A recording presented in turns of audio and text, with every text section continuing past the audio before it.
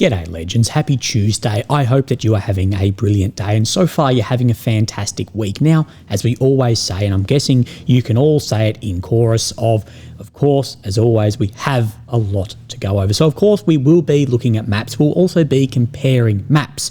On this channel, we will show maps regardless of the situation. Remember all those pages that started by showing maps and built audiences in the tens, hundreds, millions of followers, and now a map is not to be found? Wonder why, but we'll go over the maps, show you where things are moving.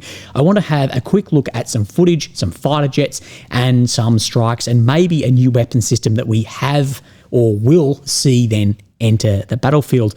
Of course, in Turkey in a few days, we may see Putin and Zelensky face to face. So we'll talk about ceasefire, the reality of that, talk about negotiations, and we'll talk about the overall situation on the battlefield right now from a couple of my contacts behind the scenes and a conversation with a very dear friend of mine about the attritional nature and the history of warfare like this and what he sees in the next coming months. And is this the very best time to negotiate, as it has been deteriorating since 2022, for the ability to get better terms? And then we'll go over a recent Ukrainian survey. And what this survey does is ask Ukrainians a number of questions, their opinions about the war, the outcome of the war, where they see Ukraine going. But we also need to talk about this, of how then information can then skew these results or move these results around. So I think that's interesting to look at, how the people actually feel about the ending of this war. So let's start with some of these strikes. Now, firstly, what we do on this channel is we try and get an idea of the replacement of Russian fighter aircraft. Now, we do know this year that the replacement has definitely been above the losses. And what we do is we go only off visually confirmed. So we see UAC today that they say a new batch of Su-35Ss. These are a 4+ generation aircraft. But in the footage, we don't take batch, we just go by there is 2 new aircraft rolling out there. And then this further then increases that loss to production ratio, that it is currently in the positive. So this is a weapon system that a million different people have sent me, and this was posted on a Ukrainian military intelligence government website, the Banderol cruise missile. What I believe Banderol in Russian, I think, means package. So it says it's a cruise missile. Others call it a jet drone. What I'm asking is, when does a boat become a ship? When does a missile become a drone and a drone become a missile? I don't really know. Maybe there's a hard line in the sand of speed somewhere.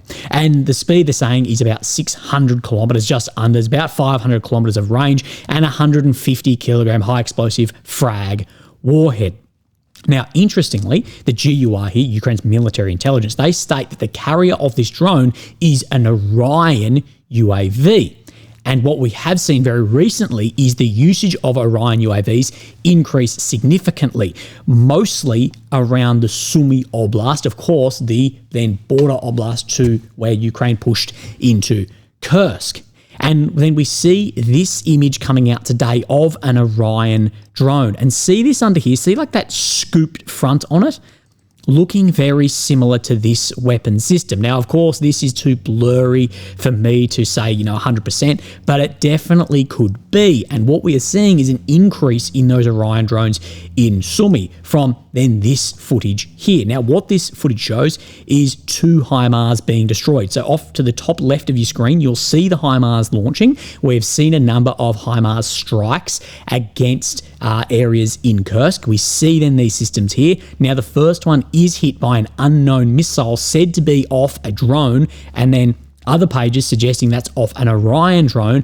And then the second one is spotted by the drone, and then they've called in an Iskander missile on this. And this is just one of the many pages reporting this. Destruction of HIMARS, which shelled a hotel in Rilsk. The launches detected by a drone, which one launcher was destroyed by the drone and the other by Iskander. And many, many pages are saying very similar to that. So could we see, if we just line these up, we're seeing a new weapon system being spoken about on Orion drones. We're seeing an increase in effectiveness of Orion drones in that area. Again, wait and see until we have proper confirmation. Now let's have a look on the map. So of course, here is Ukraine in the center of your screen, the capital of Kyiv. The red areas occupied since 22, the purple since 2014. The red check that you'll see on this map is at least indicated by a deep state map of new ground being made over the past 24 hours by the Russian forces. Blue check, of course, the Ukrainian forces. So where we'll start is just to the northeast of Kyiv. We do see right up the top here on the border region. We reported this yesterday of geolocated footage where the Russian forces, and I did say probably recon SF, they had cans on their weapons, multi-cam suppressors, multicam, better looking helmets and body armor. We did see them take over the border checkpoint here, and we did speak about, the defenses sit well off the border, and Suryak has spoken then specifically about this. The last hours, Russian army took control over the checkpoint here. This advance should not be understood as a preload to a new offensive, but as the capture of de facto territory outside the control of the Ukrainian army. So it shouldn't be for a new offensive. But his map does show around Muravi here that this area, of course, that has a geographical border by the Desra River, is still under Russian control. Remember, we saw these crossings into here a few months back. Suryak still shows that this is under Russian control. And again, with anything like this, you still need to then redeploy forces in case they do continue to push. We went over the offensive, Brusilov somewhat offensive actions that Russia is doing at the moment, that they are awarded by being able to do due to being numerically superior. So then we come down right into the south, and some areas you'll be familiar with, Lobkove, Stepove, Kamyanske in here. We do see, according to Suryak map, some very large advancements in here. So I know some maps, they're saying today was about 60 to 70 kilometre squares just in the past 24 hours. Again, weighed out on that. But on this front, of the last 2 weeks, they made a series of advances for battling positions. Russian army took control over Lobkove here, recaptured new positions in the southern part of Kamyanske. So Kamyanske in here, up this road, then the southern part are taking some positions that all of Lobkove is coming under control. And the best way to line up where this is this red dot is Stepove, which they're also saying is majority under Russian control. So really in line with how this road comes out, right into where my cursor is here. And if this is correct, this would indicate say here, about a 2.6 kilometre change of these maps. Remember, in these areas down in here where Ukraine had then its now infamous 23 counteroffensive, this is where I see a lot of the Ukrainian maps not wanting to update due to the cost of this, even when we have a lot of geolocations over the past months in these areas. Now let's move far east of here, and we have then Rozliv, Bahatar, we have grey zone in here. We know there's been a lot of then bombing, and then this is then what Suryak is saying today. On this front, Russian army made new advances between Constantinople and Bahatar. So when we line all of this up, you'll get a better idea. So we need to look where Bahatar is, Oleksivkia, and Rozliv sits back in here. So this break-in into Bahatar all the way up to the northeast, filling in from Andriivkia and starting at least break-ins into Oleksivkia as well. And then to the west of here, we have where then the Velika Novosilka front is, Skudny, Vesely areas in here, and he's suggesting that the Russian forces are filling in areas out in here behind this main defensive line, which is the blue area here. So this is, if true, some fairly significant changes. You can see the somewhat envelopment that, excuse me, is occurring in here. But importantly, if we come just north of here, how close Russia is getting towards then Dnipro Oblast. From Deep State's map, only a couple of kilometers. A Russian flag went up in here where my cursor is today, showing, well, at least proving that they are in that location. But if we take where Uspanivkia is, Novomykhailovkia as well, and then we go on to the Suryak update that he's suggesting that this area, this whole area my cursor is in here, has come under control, and the Russians are only 600 meters away from that border between the two Oblast. So Novoalexandrivka has come apparently under control. Novoserhivka on the border, and right on the border of Mykolaiv as well, according to Syriac maps. So just wait out on that, and some very small advancements down in here as well, out from this direction as well. Syriac, I believe, has just a very small update then around the Pishani Zvorove front as well. So keep an eye on that. But the Pokrovsk front has definitely still been active, although the axis has shifted a couple of times, not unsurprisingly at all, given the protracted attritional and sometimes very positional way of this war. Now, the positional time of combat, in my opinion, has ended. You're seeing advances of 3 kilometres day after day after day on many different fronts. It doesn't mean areas aren't, but you could not classify the entire war as that anymore. Then we come into where the updates are shown on Deep State.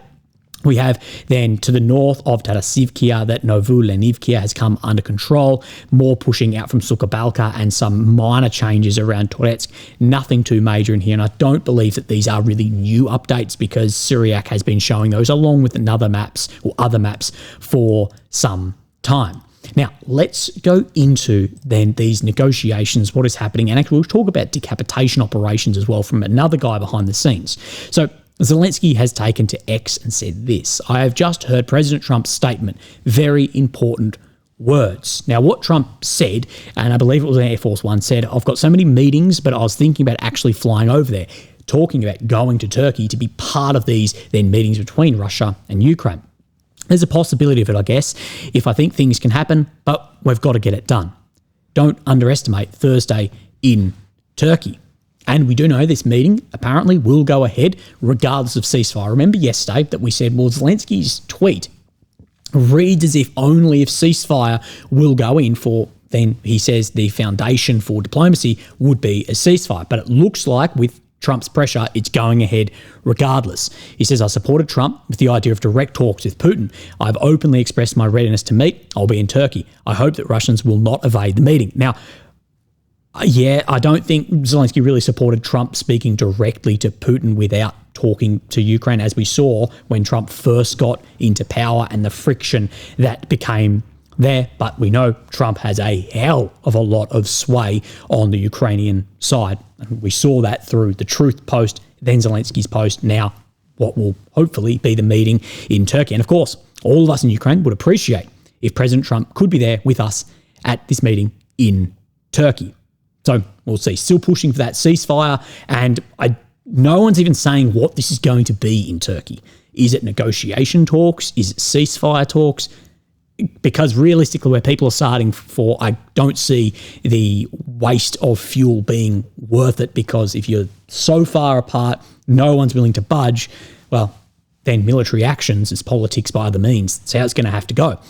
German government, they said the clock is ticking, but my question is, the clock is ticking on what? More sanctions, 17th package? What happens after that, like the 16 packages before?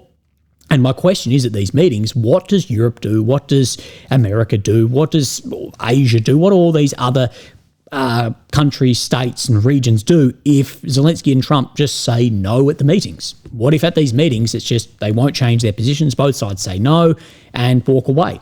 What I will say is the majority of the world looking at this, India, China, then the Asian countries, I think a lot of these, including the US, will probably see Putin as the more reasonable party coming out of these if then nothing is solved at all or concluded or anything out of these meetings, because people looking at this in a real politics stance will go, well, yeah, Putin is requesting probably way too much, but Zelensky's requesting far more than Putin given the reality of the situation on the battlefield. And the last thing Zelensky and Ukraine want is having the US or China or India or other then major players in here looking at them saying, well, that is unreasonable to expect 91 borders while the border is moving in the opposite direction at this point in time. They still need to maintain that support. It's a diplomatic tightrope that Ukraine does have to walk. It doesn't matter if it's fair or right or not, they have to walk that tightrope.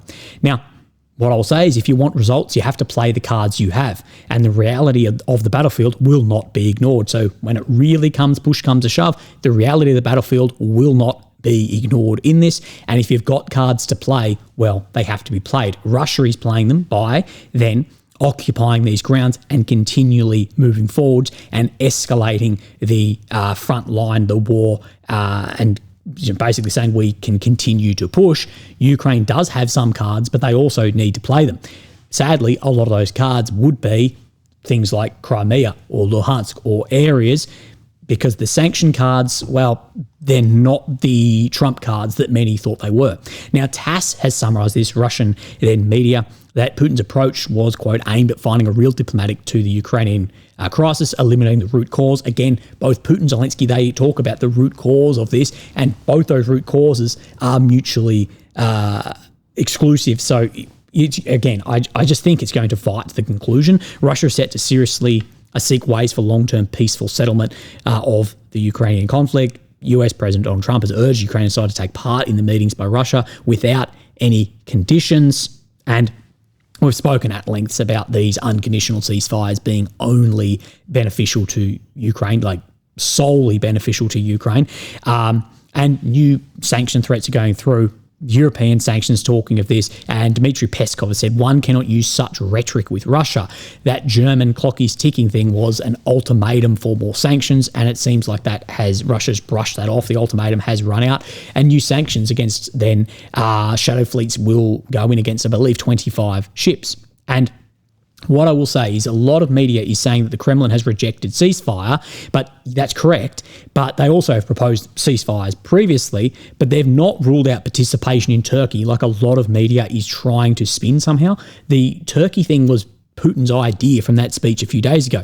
Now, it's not confirmed, though, if Putin will go himself or a negotiator on his behalf. And if Putin doesn't go, I believe Zelensky may state something along the lines of, well, I only talk to Putin, not a representative, and it will fall apart then.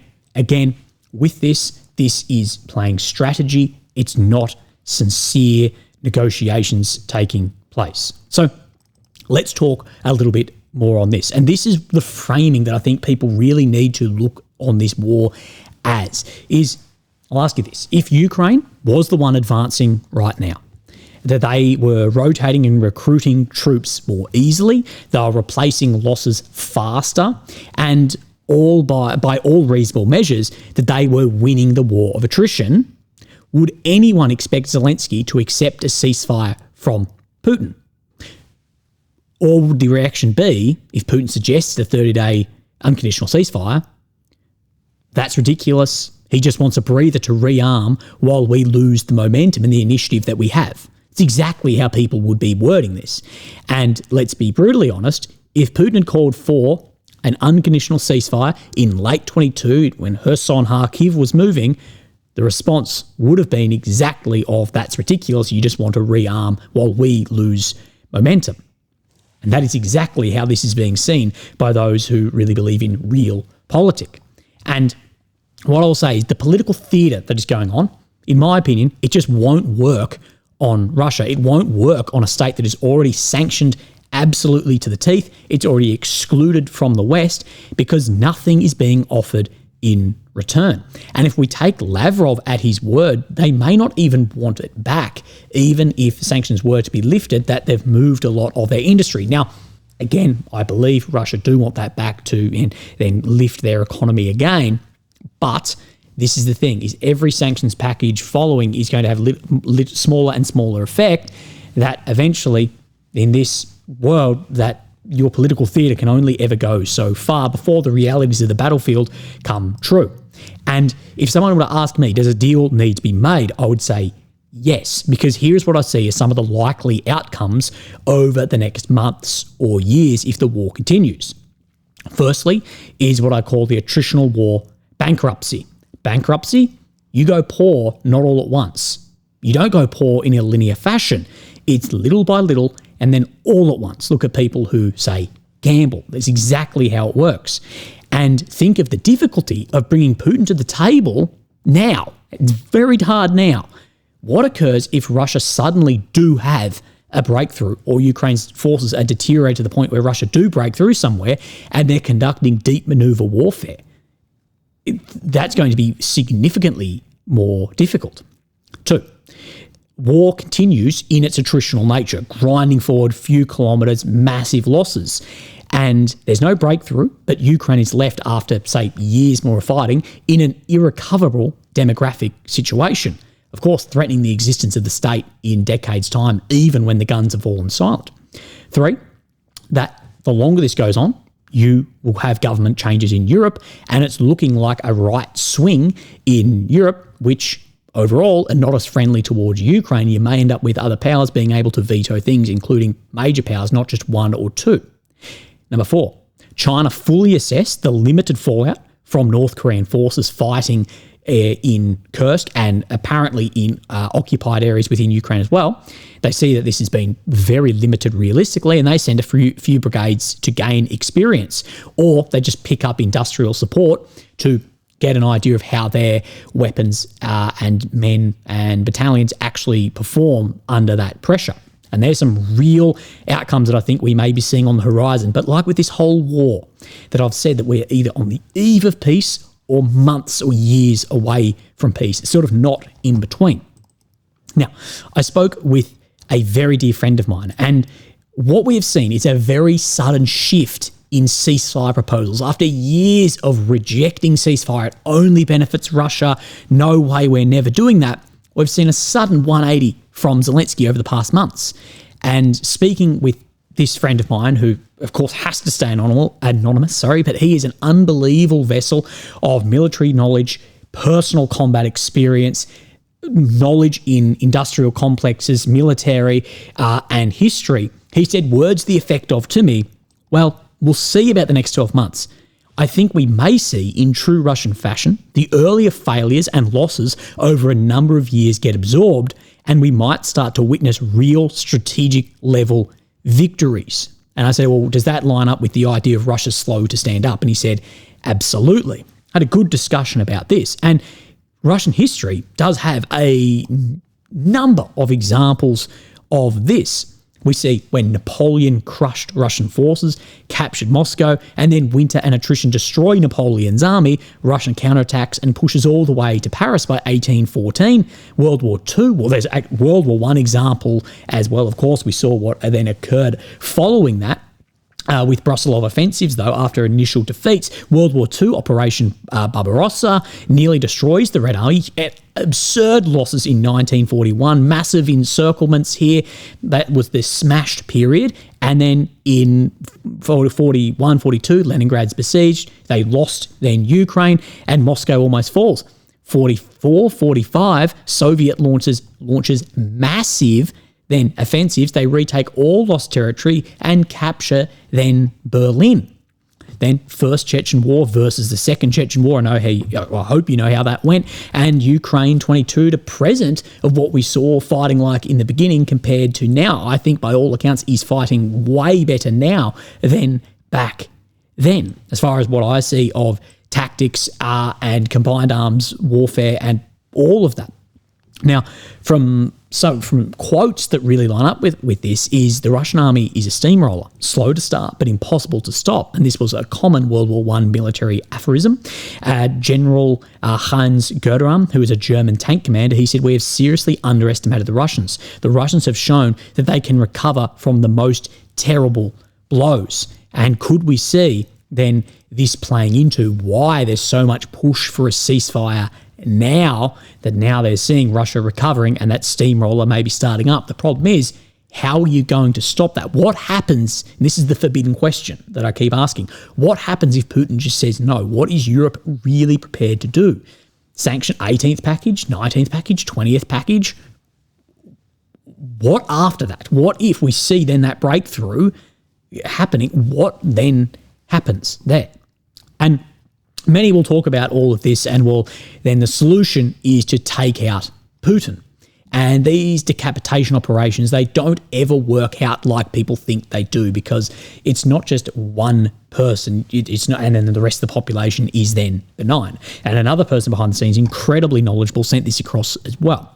You're very correct with the point about decapitation operations. Killing Putin would make the non-read-in world cheer, dance, and think it changes things. And it would. Medvedev would start slinging nukes because the cat is unhinged and believes in the narrative of Russian righteousness and invincibility. Here's the chief proprietor. At least with Putin, you get a cold KGB calculation, but steeped in realism and appreciation of the situation. I'm actually concerned about who the fuck will run Russia when Putin dies. Medvedev is first in line, and that is the reason Europe wants to rearm, not because of Putin. Putin is a bit of a Stalin-like figure, and you can see how many of his top men are petrified of him, especially after the Wagner bosses fell out of the sky. But Putin's calculated. Medvedev has no filter. Same as the decapitation strikes on Zelensky and Syrskyi, it would only open the door for Zaluzhny and other rising commanders who are more Western tactics conversant and less concerned with political intrigues, and who would probably make things harder for Russia. I have concerns for Zelensky after he leaves office. I expect the GRU and FSB hunting season will be open on that day. So could we see it after the war? And I agree here that taking out those figures, you'd see Zaluzhny. And what we know about Zaluzhny, love him or hate him, is that Zelensky pushed him out because he was a threat to power, but also a lot of what Zaluzhny said about the counteroffensive and about then mobilisation following, he was 100% correct on. So let's go over then this survey. I think this tells us a lot. And this was by this centre, May 8th, 25, on public opinion and national beliefs, April to May 2025. And they conducted this jointly with the Kiev Security Forum from April to May. And we get an idea of how a lot of different elements are playing out here. Overall, do you think events in Ukraine are developing in the right or wrong direction? And then we see in the right direction, 32 people, and in the wrong direction, 47. 20 with hard to answer. Now, of course, this is a very, very broad question, but many people are seeing that things overall are going in the wrong direction. This is from frontline to politics, a whole bunch of things. It'd be very interesting if that question was more military or politically oriented. And then we keep going. In your opinion, is Ukraine a democratic state? And we see that other than the hard to say here, the smallest one is that it's a completely democratic state. The largest is it's not a fully democratic state, but it's moving towards that. In your opinion, is Ukraine a democratic state? Yes, at 20%. The largest here is that they're not yet fully a democratic state, but moving in that direction, being almost at 50% of answers. Do you feel European? Probably not. Is the largest one here at 20 or almost 27. No is the second largest at 25, and yes is, well, the second smallest other than hard not to answer at 14.6. How do you feel about the idea of holding national elections, presidential or parliamentary, after a ceasefire, if it happens, but before a peace agreement is signed? We see the largest here of 50% of negatively, so not that many wanting to do this. Now, again, with all of these numbers, like anything, you got to take it with a grain of salt because you don't really know how people are feeling actually answering this as well. A lot of people are far more paranoid to answer things like this, with some of the intelligence services maybe working in the background also. But it gives us a broad idea. Which of the conditions do you consider to be the minimum necessary for concluding a peace agreement with Russia? So the largest here is the liberation of all of Ukraine to 1991 borders. Then we see the second being the contact line by early 22, so 2014. But still a large amount thinking that that is where the minimum is for a peace with Russia. So you can see when we talk about the maybe unrest once an agreement is found around how many people believe that is the only time that there can be any agreements. Do you agree with the following judgments? That Ukraine can defeat Russia if Western partners provide enough weapons at 77%. Ukraine can defeat Russia if the West helps with then human resources, high 70s, the military industrial complex of Ukraine of its own. So they think here with a lot, these people are taking, if it's just a lot given, then there can be a defeat of Russia and a pushback to those borders. Do you think a military victory for Ukraine in the war with Russia is possible? With over 60% saying yes. Now, in a lot of this, what I will say is Zelensky has even said, no, it is not, that there's not going to be a military victory in pushing back through those areas. Those areas are going to have to be taken through diplomatic means. But it does show how people are feeling and also how informational operations can change opinions and have views on people may be separate to where analysts are looking at this and even what the president himself says. It's a very important part of war, but it's a very interesting part too. If we're up to you, what would you be willing to give up during negotiations with Russia? The largest here at 57% is nothing. So they won't give up a Western vector of free development or any Ukrainian territories, although there are small percentages here that would give up something. And what I'm trying to show you here is how many people still have this idea that nothing can ever be given up. And the question is, what does that then become for the future when realistically there's going to have to be concession made? Do your close relatives or family members who currently live abroad plan to return to Ukraine after the war?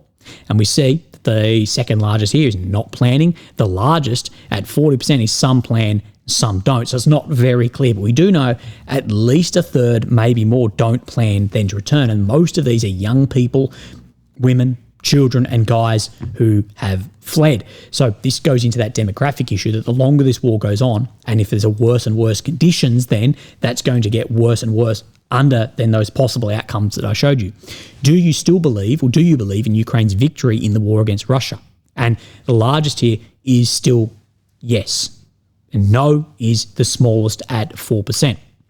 What situation would you personally consider a victory in war? And this is something I think we're going to have to see that propaganda machine really pushing on, from officials to media to whatever, is changing what is considered a victory. Because what is considered a victory through this, through the media, through everything, is nothing but NATO, 91 borders, EU, Russia with Putin and all those guys arrested as well. That is like the minimum. And as I've shown you through this, and I think that that's going to have to then shift, because it's going to be very, very unpopular when I guess some of the reality of requesting all of that while not winning on the battlefield then comes home to roost. That we see the largest here is the expulsion of Russian troops from the entire territory of Ukraine and restoration of borders as 2014. Okay? So back to pre-22. The second largest here, the destruction of the Russian army and promotion of a rebellion and disintegration within Russia. Very large numbers there. And expulsion of Russian troops beyond the line of Feb 22.